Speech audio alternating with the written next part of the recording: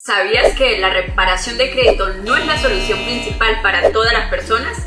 Te cuento por qué. La primera pregunta que debes hacerte es: ¿tengo un problema de crédito o un problema de deudas? Cuando tus deudas son pequeñas en comparación al dinero que ganas, necesitas una reparación de crédito, es decir, remover todas esas cuentas negativas que están afectando tu puntaje de crédito, como colecciones, pagos tarde, reposiciones, entre otros.